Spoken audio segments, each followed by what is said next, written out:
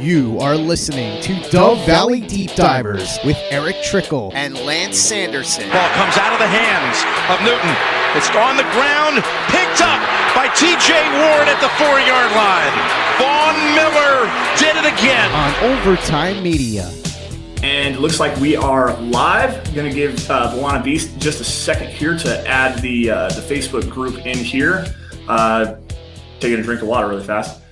There we go. Looks like we're good to go. Mile high. Hello, everybody in Broncos country. Welcome into another episode of the Dove Valley Deep Divers podcast. I'm your host, Lance Sanderson. Joining me, as per usual, is Mile High Huddle's senior NFL draft analyst, my good friend and colleague, the one and only Erick Trickel. Erick, it's been kind of a hectic week for me. I'm not going to lie. Been driving a lot. Been moving stuff back and forth. Today is the last day that I'm going to be in this studio, at least to do the show, because as of after this show is done, I'm packing everything up and we're out of here. We're going to be moving into our new house and officially be done moving. So kind of hectic for me. Erick, how you doing, bud?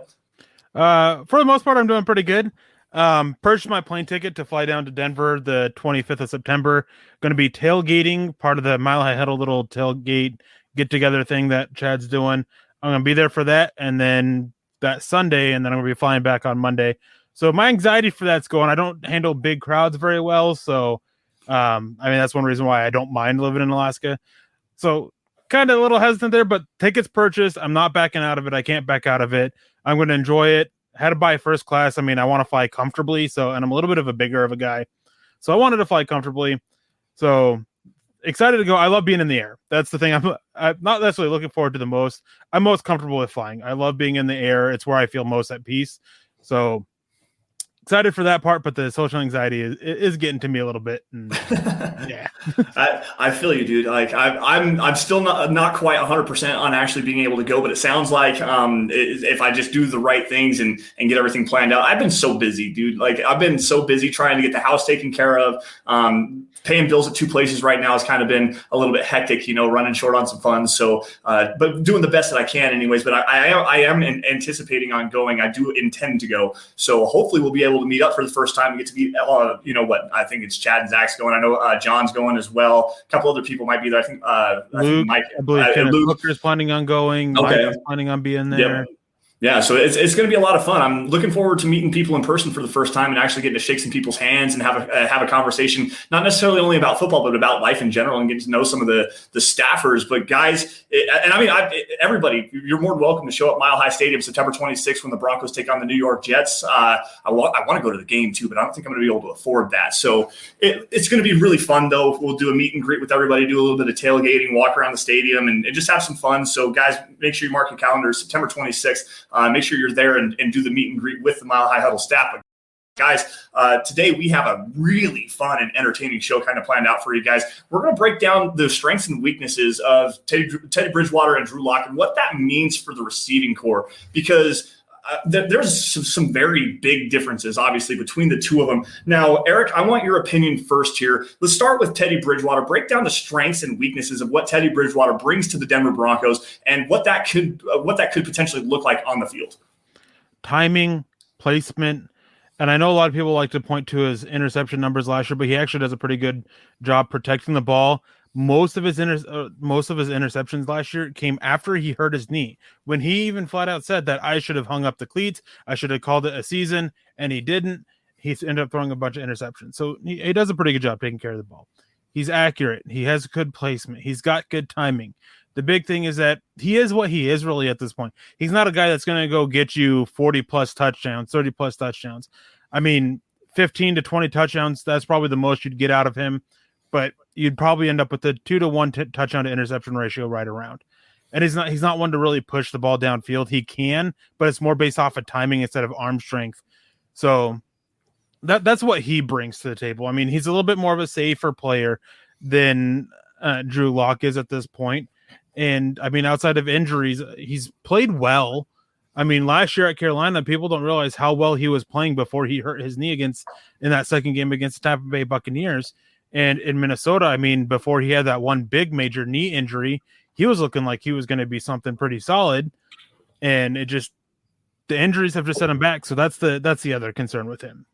Yeah, it's like you said, not the strongest arm in the world, but he has enough arm talent to make every throw that is required of him. I mean, there's been some reports coming out of minicamp that he had, that obviously that deep touchdown pass to Jerry Judy. There was another one that was like a 15 or 17 yard out route that he hit to Jerry Judy. So he can push the ball just a little bit. It's just not his game. He really does, take what's given to him, dump the ball off a little bit, dump down to his check downs, his running backs, tight ends, guys out in the flat and stuff. Likes to throw the out breaking routes because he doesn't have the necessary arm velocity to fit the football into tight windows over the middle of the field. So that's kind of a big thing with him in stark contrast to Drew Lock, who we all know. I mean, he's got enough arm talent for days. I mean, this guy can throw the ball 60 yards downfield. He can push it into a tight window. He can make some crazy off-platform throws, which he tries to do a little bit too often. That's the biggest thing with Drew Lock is he's got all the arm talent and the necessary attitude to make those throws. But the biggest issue that he has is just his decision-making.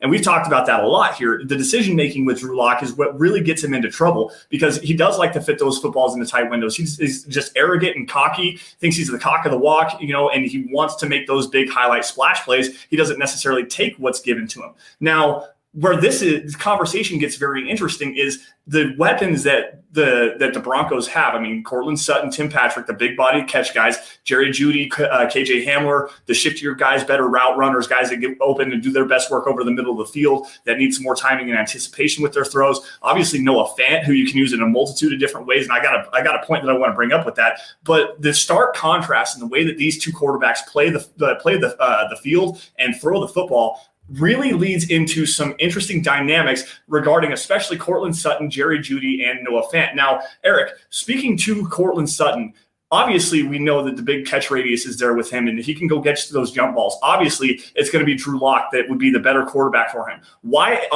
other than the catch radius, why would that be that Teddy Bridgewater is not going to maximize Cortland Sutton's skill set to its fullest potential? Well, first of all, I want to say is that we're not saying that these wide receivers will only be good with which quarterback. Right. They'll all be effective. Just one of them may better bring out the better abilities, the best out of these wide receivers. And for Cortland Sutton, I don't think it matters what quarterback is back there. I think that everybody labels him in as just a guy who can go get these contested catches, and he's a lot more than that. He's a guy who he has improved route running that he showed in 2019. He can get open and he can make catches on timing and precision and be a somewhat of a threat after the catch. And Teddy Bridgewater fits that. And then the contested catch aspect of it, yeah, that's a little bit more in favor of Drew Lock. But I mean, it's not like Teddy Bridgewater can't throw those because it's still about placing the ball in the right spot. And that's what Teddy Bridgewater does. It's just, so I don't think it matters what quarterback's back there for Cortland Sutton because he just has a talent that you can just work around with no matter which quarterback it is. Yeah, I actually tend to agree with you on that one. I do think that Drew Lock is going to maximize that potential because he really does like to push the ball down the field. And that's where Cortland Sutton, especially back in 2019, where they had that really good connection, Drew Lock and Cortland Sutton. I mean, even with Brandon Allen, who didn't push the ball down the field nearly effectively enough, he was still able to go. I think he was like 7 of 7 in 50-50 catches, including that diving touchdown that he had against the Chargers, and then that big corner route that he had against the Minnesota Vikings where he went and posted Xavier Rhodes. So I do think that Drew Lock is going to maximize that potential a little bit better. But with the route running prowess that Cortland Sutton has developed over the last couple of years, it's going to be very interesting to see how he does with that coming off that torn ACL as well. But I think that there is a potential opportunity there with that big body, have that big catch radius for Teddy Bridgewater and to take advantage of that by using some of the timing and anticipation, the accuracy that he has. Cortland Sutton's going to be a killer, stellar guy regardless of who's going to be throwing the football. I definitely agree with you on that. Before we get to Jerry Judy really fast, I want to say hello to everybody that's here in the chat. We got some Facebook users here. Jason O'Neill jumping in here on YouTube. What's going on, man? Mo is in the house. We got a Facebook user saying hello, guys. I'm not exactly sure what your name is. I'll go back and check this on the Facebook feed, but I just wanted to give you a shout out. Apparently you have a setting in your Facebook that is not allowing your name to be shared when it transfers over to YouTube. So check that out. We'll get you shouted out by name here as well. Jay Kozat in the house. We've got Higher Learnings in here. John Libick over on Facebook as well. George Newton jumping in here. Tim Durr as well. Hello, everybody. Michael Ronquillo over on Facebook as well, saying hello to the Dove Valley Deep Divers. Doing good, man. Glad that everybody is here to join us tonight. Now, as far as Jerry Judy is concerned, and there's a lot of people that think that Jerry Judy's like primed for a breakout season, and it's definitely he's got the talent to be one of the top receivers. He might be like a top 10 route runner in the NFL already at this particular point. He came in very crisp, very smooth in his routes. But this is on the flip side of this. He doesn't necessarily have a great rapport with Drew Lock, and I think that the drop passes that he has really kind of goes into the fact that Drew Lock throws a sharper football. We've heard that multiple times if you listen to Broncos Country Tonight from Benjamin Albright, how Lock likes to zip the football in there, and that might not be the best way for Judy to actually go about his game, because he does like to plan his moves after the catch point. So, Eric, why don't you elaborate that just a little bit? Why Teddy Bridgewater might be the better quarterback throwing the football to Jerry Judy? I mean, it's the precision, it's the accuracy, it's putting it where the best spot for the receiver to make a play after the catch. That's what Teddy Bridgewater's whole career has been. That's the style of quarterback that he is. He's not a guy that he's not going to try to force these tight window throws. He's not going to be this guy that has inaccurate passes, because people don't realize, despite Judy having 12 drops, 5 of which came in one game. So, I mean, there's a little bit of a hyperbole there about it, that he had such a big consistent issue with dropping passes. I mean, 7 of them spread out over 15 games. It's not great, of course, but 5 in one game. Anyways, with Jerry Judy is that, yeah, he has to catch these passes and everything, but when targeted, he still had the most targets that were a result of a quarterback fault incompletion, meaning that these were poorly paced passes that he had a chance to get or not necessarily get, and they fell incomplete. Some of them were drops. I mean, I could think of a couple of drops off the top of my head that the ball was too far behind him. He was trying to reach behind him and get him. Like, yeah, great receivers. Excellent receivers. They still go get those types of catches. But I mean, it's on the quarterback to help make it a little bit easier on them. Right. So, and I think that there's you got a pretty good point there, and I want to go back to his ability after the catch. And you might be able to excuse some of the drops with him, because if he does have a quarterback that gets him into the best position available to get as many yards after the catch, break some tackles, and run away from some guys, kind of like what he did on that 96-yard I think touchdown pass it was from Drew Lock against the Las Vegas Raiders. I'm going to mess that up every single time, I swear. But week 17, that long touchdown pass that Jerry Judy caught, and he ran like 75 yards after the catch, because there was no one around him. I mean, that was such a busted coverage, a busted play by the Raiders, but still, if you can get Jerry Judy in that kind of a mode, and I think that Teddy Bridgewater does a good job throwing into windows and using that anticipation, he's going to give Jerry Judy the most, like the maximum amount of space to create after the catch. Now, you can forgive some of those drops so long as he does bring that explosive play potential on the backside. Do you agree with that, Eric? I definitely do. And with these drops and everything, like, I don't know. It's a big deal, but I think at the same time, it's also a little bit overrated. I mean, 7 of them in 2 games, the season opener, and then that Los Angeles Chargers game, he was targeted 15 times. This was the game where after he complained a little bit, which made the drops even more prominent. He was complaining about his usage, and here he goes dropping 5 of 15 targets, still caught 6, and 4 of them were targets that weren't even catchable. So, I mean, you got to do better there. I mean, but he had multiple games where didn't matter which quarterback it was, Drew Lock, he caught some heaters from him. I think this whole thing that he doesn't like to catch heaters or he can't catch heaters isn't necessarily the most accurate thing to kind of explain away his drops. I think the fact that it's a combination of things and things that can get better and improved, and he seems to be putting in the work on these a little bit. Mm-hmm. And one of the videos that he shared out there about it, I mean, he had the jugs machine and he basically throwing heaters at him and he was catching them. So, I mean, got to get better, but I think that not all drops are the fault of the receiver, and I think that's something that a lot of fans fail to understand at times. And so, and going back to it, I mean, it's always better for a receiver that is, I think, top 10 in route running, that is better after the catch, that is explosive after the catch. And this is going to lead to a very fun conversation about KJ Hamler, by the way. It's a lot better for a quarterback to be precise instead of throwing heaters more consistently. Right. And you know what? Speaking of, let's just move to KJ Hamler right now. Got a Facebook user again jumping in here. Which quarterback would be better to utilize the speedsters better? And we're going to speak specifically to KJ Hamler. And now, a big part of this is just how does Pat Shurmur, so that was Albert Knoppers that actually just came in and said that, Pat Shurmur didn't necessarily do the best job of utilizing KJ Hamler's skill set last year, and I don't think that anybody's going to really disagree with that. They need to do a better job of getting him the ball on some slants, some screen passes, get it quickly, get him some space, and then really utilize that. But however, he also does have the ability to take the top off the defense. So this is going to lead, like Eric said, this is going to lead into a very interesting conversation.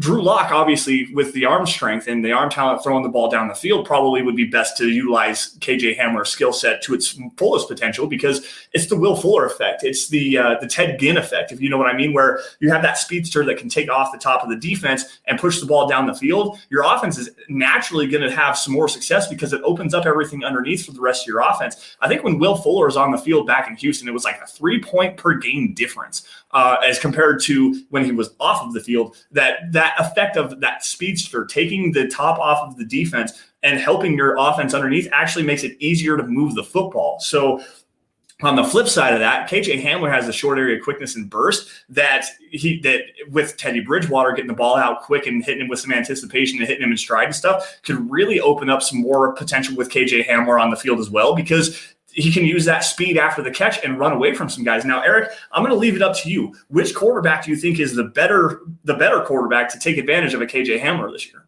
Well, I think both of them can use his skill sets in different ways. And I just want to say there's a lot of hypocrisy from some Bronco fans. Jerry Judy had 110 targets and 12 drops, which, again, not great, 7 of which came in 2 games. KJ Hamler had 52 targets and 7 drops, but Judy's a bust. KJ Hamler's not. And unlike KJ Hamler, Judy didn't have a drop problem in college. Not to the extent Hamler did, where he dropped 25% of catchable passes. That's a huge number. And it's largely due because his hands just aren't that great. So everybody points to the speed. Oh, he has the speed to take the top off of defense. So that automatically means that Drew Lock's the best one for it. I disagree. I think that Drew Lock can better help. Having Drew Lock back there can use him better to help the rest of the offense a little bit. But in terms of actually better maximizing KJ Hamler himself is Teddy Bridgewater. Because one of the things that KJ Hamler did best at in Penn State is quick slants, getting the ball quickly and being explosive after the catch. Teddy Bridgewater, his accuracy, his placement, that is better underneath, where KJ Hamler, I think, would be better utilized, allowing him to work after the play. Now, of course, you still want him to take the top off the defense a little bit. So, honestly, you can say either way, and I get it, and I wouldn't super argue with it.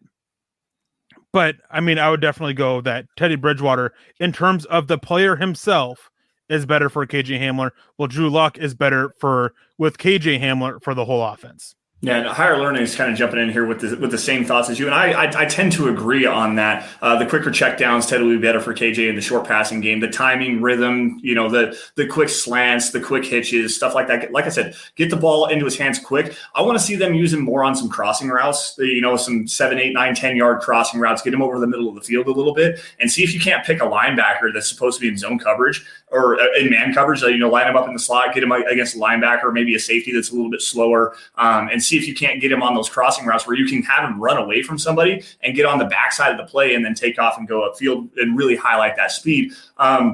And I think that Drew Lock, if you were actually to get him into rhythm early and get him into those quick rhythm throws, I think he can actually do that, but just at face value. And I want to say this at face value. We need to see some more from Drew Lock first.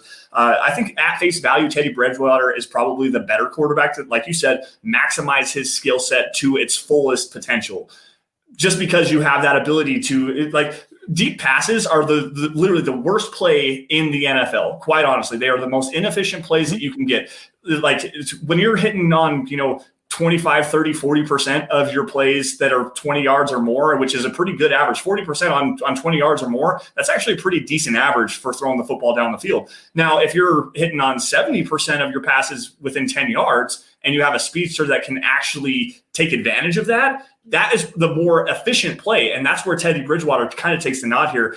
Jay Kozak coming in here. Hamler scares me. He seems like a gadget player in the NFL. I hope I'm wrong, but I don't see him as even a number 3 receiver, which I mean, that's a pressure point. I'm not going to completely disagree with you because I do kind of agree with you. But there are ways that you can really use KJ Hamler, especially as that gadget player. Now, everyone wants to point to Tyreek Hill, and I'm not necessarily going to do that because he's not obviously Tyreek Hill. He's got a long way to go before he even gets close to that. However, Stuart McNair jumped in here earlier. He says, just a thought, maybe sometimes use Hamler out of the backfield and throw him shovel passes so he can take advantage of opposing linebackers. And I don't disagree with that. Issue is that you're opening up to get hurt. Yep, that is the problem. That's the big thing is with using him in that way, you're opening up to take big hits of linebackers, of defensive backs coming downhill, and that's going to put him in his smaller size at a lot more risk of getting seriously hurt. Right. He's already had some hamstring issues. Like, I get where you're coming from, and I would like to see it, but at the same time, I want to do what I can to protect him a little bit. Yeah, absolutely. And I don't disagree with that either, but there does need to be some more pre-snap motion. And Eric, you and I have harped on this for a long time on Dove Valley Deep Divers about how Pat Shurmur doesn't like to use pre-snap motion. And that is one of the biggest factors. Go ahead. Well, as much as I hate it, I mean, the majority of the teams that made the playoffs had a high percentage of pre-snap motion plays, except for the team that won the Super Bowl. They were one of the lowest. Well, it helps when you have the greatest quarterback of all time throwing the football around the yard. You're going to get a lot of hate. You guys hear that?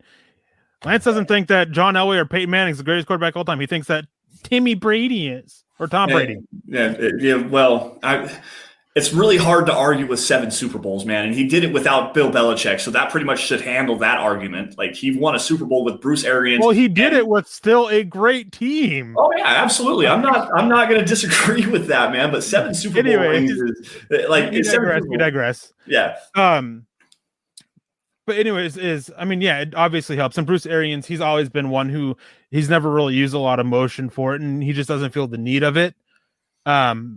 So, I mean, yeah, we still need to see it. I mean, one thing, more so to your point, not Tom Brady being the greatest ever, is he's a veteran quarterback with plenty of experience. When you have a quarterback who's young and inexperienced, the best way to help them is with pre-snap motion. It helps with their reads, helps with seeing what's going on, helps and see what the defense is going to be doing. So a lot of the teams that made the playoffs, I mean, if you look at the quarterback situation, a lot of them are younger. I think the team that used it the most that had a more older quarterback were the Packers, which that's just that style of offense that the coach there brings and everything. Yeah, so, I mean, Pat Shurmur, I mean, if he wanted to help Drew Lock more, I have a reputation as a Pat Shurmur defender just because I believe in blaming him where it deserves. If you want to blame him with how he used players and the lack of motion, go ahead because he deserves 100% of the blame for that.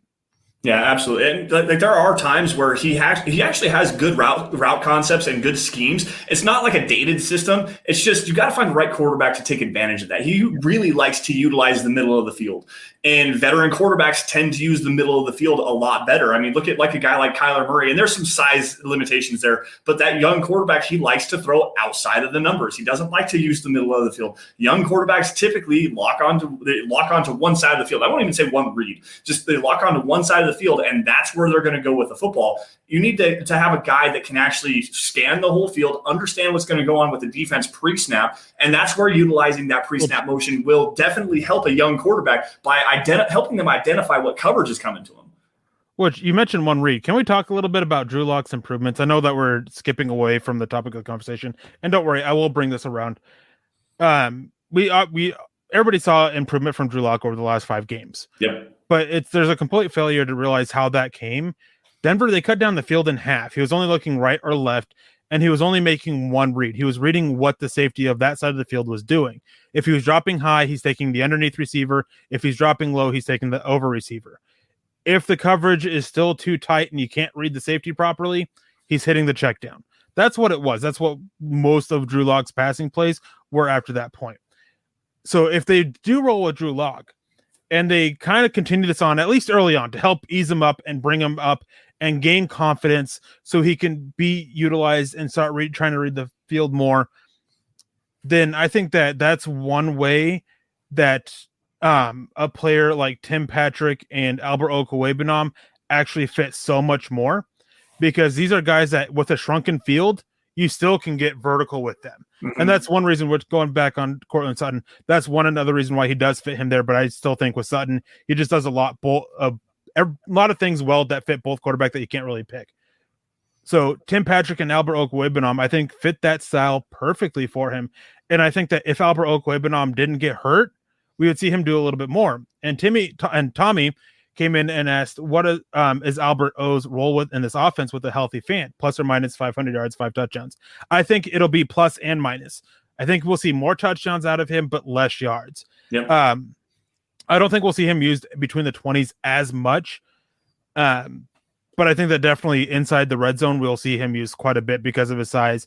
And he is, as I was saying, is that vertical in the red zone. One reason why defenses typically do better in the red zone is it's a shortened space. Instead of cutting it in half vertically, you're cutting in half horizontally, basically, because you only have 30 yards to work with. So anytime you guys can have guys that can go up and get it, like Albert O, like Tim Patrick, like Cortland Sutton, they're going to thrive in that situation, which Drew Lock in making these one reads, cutting the field in half vertically or into the red zone is where guys like that can really come out and be the best utilized. Right.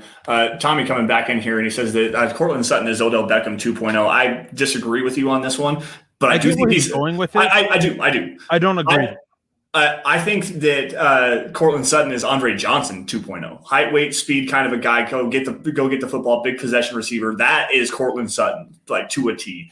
Andre Johnson, by the way, was a monster for a long time in this league. So that's pretty high praise for Cortland Sutton. I think that if he comes back healthy from that injury, he's just going to be a monster this year.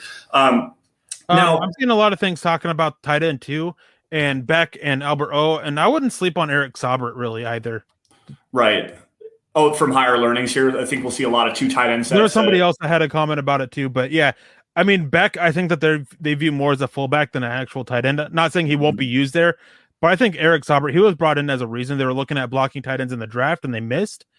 So, and Erick Saubert, he's a pretty good blocker and he's a pretty decent emergency receiver, I guess would be the best way to put it. I wouldn't rule him out of earning that number 2 tight end spot.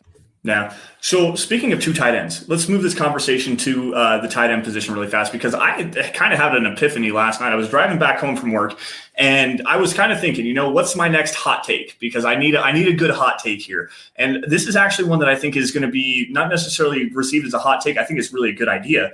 The way that the Broncos utilize Noah Fant. Noah Fant. And especially with Teddy Bridgewater, if Teddy Bridgewater takes this job and he is the starting quarterback day one, they don't need to be using Noah Fant. Attach him in line. Don't split him out. I mean, obviously you want to have that skill set and not take that away from him. But the best way that you're going to use Noah Fant with Teddy Bridgewater is as an H-back. Think back to when, the mid-2000s or so, when the Washington football team had Chris Cooley. That was a tight end H-back hybrid kind of a player that they had, where they lined him up in the backfield a lot. And they used him on slip-out screens, and they used him out in the flats, and they used him in the quick passing game. He had 70, 80 catches a year for 4 years. I went back and looked at it. I think he had 87 catches in 2007 or 2008, something like that. If you have Noah Fant and you line him up in the backfield, get him some mismatch opportunities and use Teddy Bridgewater, who likes to check down to the flats, especially to running backs and tight ends. That's the best way you're going to utilize Noah Fant because I tell you what, he has that height, weight, speed. He's 6'4", 260, something like that, runs a 4.5. He's an absolute monster. As Tommy comes in here, he's a bowling ball. Think back to the Cleveland Browns game, his rookie season, where Brandon Allen hit him on a 15-yard crossing route, and he broke through 2 tacklers, 2 defensive backs out in the backside of the play and ran 75 yards for a touchdown. Now imagine this. You have Teddy Bridgewater looking to one side, checking down to Noah Fant on the other side, maybe even get a tight end screen action going there. Get him out in front against a linebacker that's going to be obviously slower than him. Let him run over a defensive back who can't handle that big and that kind of a power, kind of a player. That right there, holy cow, man, Noah Fant would be a monster. Everyone's talking Andrew Beck. He's going to catch 80 passes if Teddy Bridgewater wins it. No. Put Noah Fant in that role and watch this offense just explode. I definitely agree. I like the idea of using Fant that way. I like the idea of using it's in modern NFL. I know Chris Cooley, he wasn't the most athletic guy, but I mean, I love using the idea of using athletic guys in that role now. And you went Chris Cooley. I was thinking, oh crap, I can't remember his name now. Was with the Colts for a long time. Dallas Clark. Yeah. Using him because he was brought back in line, I think, in kind of that emergency check down type guy. And I think that would be a good idea of how to use Fant. So, I mean, I'm down for it. And I see a lot of people talking about Fant as a blocker. I think he's a better blocker than people give him credit for. Yep. There's definitely strength and technical issues there. But, I mean, I will take a guy who's 100% willing every single time. Yep. Over a guy who with some technical issues and strength issues, over a guy who's willing 50% of the time that doesn't have those issues. Right. Yeah, absolutely. And that was another thing that I was going to bring up is Noah Fant as a run blocker. I mean, when you get him out in front on some lead stuff, you can utilize some play action that way, get him on some boot action. That's going back to, it's the different West Coast than what Pat Shurmur likes to use. He doesn't really use that boot action very much. Not as prevalent as the Shanahan West Coast system, but you can incorporate that. You can get Fant going one way and then sneak him out the backside, get him a quick dump off and get him out into some space and just use that athleticism. Now, that's just specifically to Teddy Bridgewater. I think they need to do that a lot with Drew Lock as well, because I think that there's a way to maximize that, but I'm not using that as an emphasis in the offense like I would be with the Teddy Bridgewater. Now, with Noah Fant, and with Drew Lock, I want him split out wide. I want him in the slot. I want him running over the middle of the field. I want him using that big body running away from some guys. I think that that's the best way to maximize Noah Fant with Drew Lock. Eric, do you agree with that? I definitely do. I mean, anytime you do stuff to help take the pressure off the quarterback, especially a young quarterback, it's helping them. And when you help the quarterback, you help better utilize all your weapons. Doesn't matter where they are. Yep. So definitely. And I think that having him, because we've seen it, Locke does have a reliance on Noah Fant. So using him in that type of role, like, there you go. He has somebody he can trust for him. Yeah, it's really fun because Noah Fant, a lot like Cortland Sutton, he's going to succeed with either guy. It's really dependent on different ways.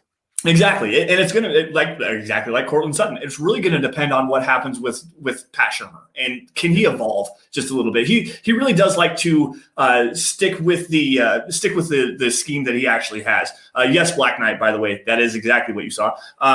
So with the scheme that Pat Shurmur runs, like I said, he wants to utilize the middle of the field. He wants to have some vertical stuff on one side, run some underneath on the other side, create those crossing routes, create that middle of the field, attack that intermediate area. With Drew Lock, that's where Noah Fant's going to succeed. He's going to be more successful stretching the seams on the one side. He's going to be a lot more successful running across the middle of the field. Higher Learning's jumping in here. I don't like the tight end screens. Would much rather have wide receiver screens. I want Fant targeted more than 10 yards down the field. It's an interesting point, and I don't necessarily disagree with you, but I do just a little bit because it's a way of maximizing a player's potential here. Noah Fant has the athleticism and the strength to be able to use that tight end screen game. Now, if you're like a Darren Waller, and Darren Waller is probably not a great example of that, but let's go George Kittle really fast. When George Kittle's running that tight end screen game, he does so very well because he has great vision, runs through everybody, and is a good athlete. I think you can use Noah Fant in that way. I definitely agree. And I want to say is like, I'm with you. I 100%. I hate tight end screens. Hate them. They are death. But wanting Fant targeted more than 10 yards downfield, it really depends. I think that ideally you want his average depth of target over 10 yards, but I mean, you don't want to just consistently target him over 10 yards, obviously. I think that he is so effective getting into a mismatch. So if you get him up against a tight end, having him run a quick out and getting the ball quickly and letting him turn upfield, I mean, like 3 yards and cutting out, I mean, that's what you want. Like, you just want him to be in the proper mismatch and then find him the easiest way to exploit that, get upfield, and make a play. Kind of like what we saw with him against the Cleveland Browns game. Yeah, no, I definitely agree with that. It's another wrinkle, and that's something that I want to see more out of Pat Shurmur, is getting out of that same dynamic that he usually does. broke it down in ones for you. Let's see some more screens this year. I think having some more athletic offensive linemen. DeMar Dotson was not good as a mover not in the running game, not in the passing game. They couldn't run screens because of him. It's a lot better to have like a Bobby Massey, who is a really good athlete, or a Cameron Fleming, who is a good athlete, a guy that can get out and get to a spot where he's supposed to in that screen game. And I think that now that the Broncos actually have a mover that can do that, they might be able to utilize that just a little bit more. But Pat Shurmur has to be not so rigid. He has to has to have that flexibility to be able to do that and call that in the game with confidence that his team can actually run it. Well, screen passes are like deep passes. Sure, you can make a big, exciting play every now and then, but overall, they're a negative play for the offense. Yeah, for the most part. The expected points added, all the advanced statistics, everything like that. It's negative for deep passes and screenplays. Like, it literally hurts the offense more. I mean, granted, you get that one play out of 10 and it's super exciting, but those other 9 just kind of takes away from it. Well, it helps to have a Peyton Manning to be able to do that. That tunnel screen that they used to use with quarterback matters a lot. It really does. Yes, it does. But as far as you can have some success with it and open up a lot though, because it keeps defenses honest. It makes deep passes. Yep. So I'm not saying that they're completely worthless, that they shouldn't be used or anything like that. It's just a play that hurts the offense more. Right. I mean, 9 times out of 10, it will hurt the offense more. That one time, though, is effective because it does so much. Somebody says it's an honesty play. It keeps the defense offense honest. That's exactly right. So they still should be used. Just stating they're a negative play. Yeah, absolutely. All right, guys, we're going to wrap this up here in just a couple of minutes, but I do want to get into Melvin Gordon and Javonte Williams here, because there's an obvious pass catching ability from both of those guys. Melvin Gordon usually catches 50, 60 passes a year, and Javonte Williams is a really good receiver out of the backfield. They didn't use him nearly enough like they should have in North Carolina. That role went kind of to Michael Carter, and also North Carolina just didn't really use their running backs, but when they did, it was highly effective. Now, this one should be pretty obvious to everybody. The guy that's going to be the easiest, the most successful with these two running backs is more than likely going to be Teddy Bridgewater, because he does check down the ball off, and he doesn't like to push the envelope and push the ball down the middle of the field and push the ball even to the boundary. Like, he's going to take what he's given to you, and he's going to read it, make his 1-2 quick reads, dump it off to the running back. So that's a pretty easy conversation to have. Now, I do want to ask your question here, this specific question here, Eric. Let's fast forward to week 8 really fast. And let's say that Teddy Bridgewater, actually doesn't matter who the quarterback is. Who's the starting running back? Is it Javonte Williams or is it Melvin Gordon? How many fumbles does Melvin Gordon have? 2. Melvin Gordon. Okay. Well, why is that? I mean, because I think that it's Melvin Gordon's job. I mean, Pat Shurmur, he wanted another running back this year, but he also wanted Melvin Gordon last year, and he got his guy. He likes what he can bring as a pass catcher. He likes what he can do bring as a blocker, as a runner. And people fail to realize this, is that over those last 5 games, the offense was more so Melvin Gordon than anything else. Yep. Like, Melvin Gordon really stepped up and carried the offense, had a really good closing to the season. Well, so unless he's turning the ball over a lot, he's going to stay as a starter, and then Javonte Williams will bring it up. But I'm going to counter you, though, about Teddy Bridgewater being the best for these guys. I will say, with their play as a receiver, Teddy Bridgewater is better. Yep. For them as a running back, Drew Lock is better.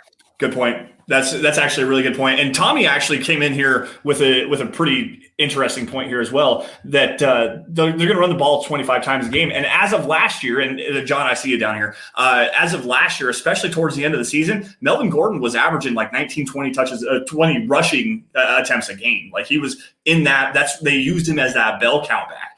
And now that they have another guy to kind of take the weight away, take the workload away, and Javonte Williams, a guy who actually pairs really nicely. They're very similar running styles, they're very similar kind of players. And Javonte Williams is a very good pass protector as well.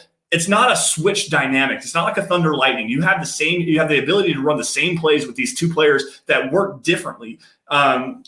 but also play the same kind of, I guess it's a weird way of saying that. There are different players that do different things, obviously, but they play in the same kind of mold. You can still do multiple things with both of them. You're not limited. Like with Phillip Lindsay last year, everybody knew that because Phillip Lindsay was on the field, it was a running play because he couldn't pass protect and he wasn't very good out of the backfield as a receiver. So with now Javonte Williams, you have your entire repertoire behind you. You have your entire catalog of plays to be able to do what you want to with both running backs on the field at the same time. It's exactly like a Nick Chubb and a Kareem Hunt. They both do the same things very well, even though they run in different stylistically kind of ways. So it's going to be very interesting. I do agree with you, though, Eric, that with Drew Lock on the field, opening up that running game, especially if he's pushing the ball down the field and playing efficiently like that, the running game will open up a lot, especially because most teams now are starting to play with light boxes, instead of having 7-8 guys in the box. If Drew Lock is pushing the ball down the field and they actually have to play back and play off the ball just a little bit, open up some more running lanes, this Broncos offensive line, even with Lloyd Cushenberry, who wasn't very good last year, even with Lloyd Cushenberry, who's a better run blocker than he is pass protector because he's a mauler, can get these guys to open up some really big running lanes. And honestly, this offense can really click. It really can. Tommy coming in here, could Javonte Williams, Pookie, take the lead back role weeks 12 to 16, Eric? How many fumbles does Melvin Gordon have? That's what it's all going to come down to. For Javonte Williams to take over the starting role, Melvin Gordon is going to have to turn the ball over a lot. It's that simple. Javonte Williams, he's going to be the guy after the season, so they don't want to use him up a lot his rookie year. They're going to try to use up Melvin Gordon. Somebody said that he's in a contract year. That's exactly why you use and abuse Melvin Gordon. They're not bringing him back. Well, use him, abuse him, let him walk. And fun fact, Melvin Gordon only had 4 games last year where he didn't have at least 15 touches. Yeah, that's a good point. Something else I want to say is with the 17-game schedule, you add that last game into there, we could see more of a split here too. Like it might be like 60-40 as far as Melvin Gordon because you use and abuse him, but we could see more of a split rotation between Javonte Williams and Melvin Gordon, 2 series to 1 or something like that. It'll probably be 70-30 at the least, at the most. Okay, so kind of to my point here, but with Melvin Gordon being out there, obviously, like you said, use and abuse him, let your young rookie get acclimated to the NFL. But because they both really deserve to be that true bell cow back, they have the ability to do so. We might see, especially towards the later end of the year, and especially if the Broncos are in the playoff hunt, we might see a game alternate. Weeks 15, 16, 17, and might be like Melvin Gordon one game, and then in week 16 or week 15, and then in week 16 it might be Javonte Williams being the primary running back to give Melvin Gordon reps. The week before. Well, I'm speaking hypothetically. I don't want to say you're failing to understand. I mean, it's Melvin Gordon's job to lose. Right. He actually has to lose it. And the Broncos coaching staff, they've shown, for the most part, when it comes to running the ball, they'll stick with the hot hand. So if Melvin Gordon at one point completely starts turning the ball over and completely falters, that's when Javonte Williams will come in. It's not going to be some even split. It's going to be 70-30, at most maybe 65-35, but it's not going to be this big thing because they're looking at using Javonte Williams a whole lot this year because they still want to keep him healthy, let him and use him and abuse him over the final 3 years of his contract, and use and abuse Melvin Gordon this year, the final year of his contract. If Melvin Gordon gets hurt, obviously things can change, which getting hurt for Melvin Gordon is quite the possibility. I mean, he's almost as bad as Bryce Callahan, but I mean, that's what it is. Like, I get you. I'm just kind of speaking hypothetically here. And like you said, ball security issues are definitely a thing. I'm also super high on Javonte Williams. I loved him coming out. I really like him too. Yeah. And I would love for him to take the starting job. I'd love for him to be the guy because I think that this offense has not necessarily a lot more to offer with him at it. But I think at this point is that we know Melvin Gordon's not done this year. Let him go get the experience. Let him show what he can do and let him just make a big impact that way. Right. And then use Melvin Gordon to balance him out. But that's just not what's going to happen. Right. Black Knight jumping in here on Twitch. Got to shout out Black Knight, obviously, every time. Content creator of his own. He came in and joined the Huddle Up podcast a couple weeks ago. I watched that episode, and Black Knight did a hell of a job. He's actually a gamer content creator. So that's a really, obviously, Twitch is that platform for gamers to come in. But he says, have you guys talked about what a Rodgers offense would look like with the wide receivers and running backs? Pretty much everything we said applies. Like it does. If there's a positive that you can highlight with any receiver, any running back on this roster, every positive applies with Aaron Rodgers. Like, let's be honest here. The difference with it, what the offense would look like with it, I mean, it'd just be extraordinary. Mm-hmm. I mean, there's no other way to put it. Aaron Rodgers, he knows he can throw the ball hard. He can laser it in there. He can throw it deep. He can hit these tight window throws. He can throw with timing and pacing.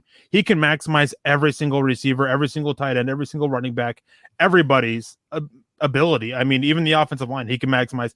One thing that we didn't talk about is that for the offensive line, Drew Lock's definitely better than Teddy Bridgewater. But, I mean, Aaron Rodgers, he's just better for them than everybody. He's even going to make the defense better. And a big part of that is because the Broncos are actually going to have the opportunity to play with a lead. Like, because the offense is going to be clicking on all cylinders for the most part. It might take a little bit, 5-6 games or whatever to get everything kind of in the rhythm. Look at what Tom Brady did last year. It took him a minute. It really did take him a minute to get everything kind of gelled on the same page and stuff like that. So you have to be patient with it. But when everything does kind of flow and Rodgers gets into this offense and gets incorporated and everything like that, if this does happen, I really sincerely hope it does, by the way.